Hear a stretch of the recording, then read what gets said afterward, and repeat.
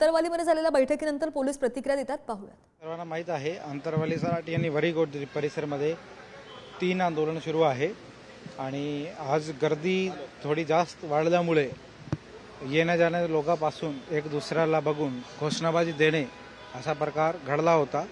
तर त्याचा पुनरावृत्ती नाही झाली पाहिजे म्हणून दोघे साइडचे जबाबदार लोक जो समन्वयक आहे त्यांनी पुढाकार घेऊन आमच्या सोबत बसले प्रशासनासोबत आणि त्याच्यामध्ये सर्व संमतीने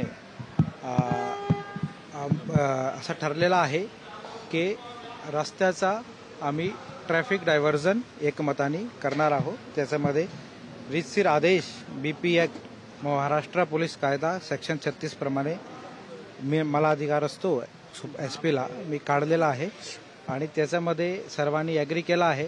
जर पाऊस किंवा काही अशी विशेष परिस्थिती झाली तर त्यावेळी स्थानिक पोलिसाला त्याच्यामध्ये बदल करण्याचे अधिकार वगैरे राहणार आणि हे चांगली गोष्ट आहे की सर्वांनी याच्यामध्ये ॲग्री केला आहे आणि सर्वांना आपापली मागणी ठेवायची आहे, आंदोलन करायचं आहे, त्याच्यामध्ये काही दुमत नाही आहे।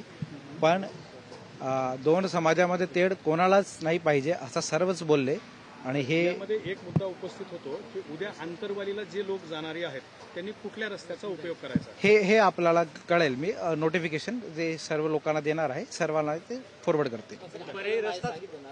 आता येणारी जी लोक आहेत त्यांना म्हणजे पुन्हा वाद थोडक्यात ओझर तर सांगा की पुण्या मार्गे जायचं। रामगव्हाण फाटाचा जो मार्ग आहे तो आज दुरुस्ती करण्याचं काम माननीय कलेक्टर साहेबांनी केलेलं आहे।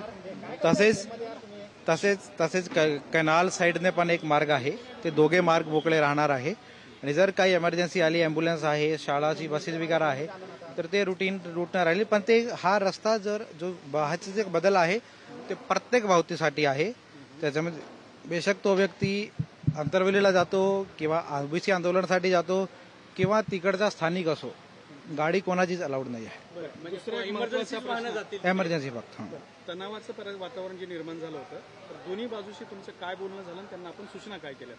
दोघेही लोकांचे समन्वयक आणि सिनियर कार्यकर्त्यांनी त्याच्यामध्ये पॉझिटिव्ह भूमिका घेऊन आता जो तणाव घोषणाबाजी झाली होती त्याच्यामध्ये पोलिसाला मोठा सहकार्य केला होता आणि त्यामुळे सिच्युएशन हाताळण्यात आली आणि आता ही परत नाही झाली पाहिजे हे सर्वांचाच एकमत होता आणि त्यामुळेच हे आपला एक पॉइंटवर सगळे ॲग्री झाले आहे आणि हे पुढे पुनरावृत्ती होणार नाही याची अगदी सगळी काळजी आम्ही घेत आहोत। उद्या बंदोबस्त कशा स्वरूपाचा असणार आहे? बंदोबस्त आपला आज पण आहे, उद्या आपण त्यापेक्षा अजून बॅरिकेडिंग आणि जो डायव्हर्जन आहे त्याप्रमाणे वाढवणार।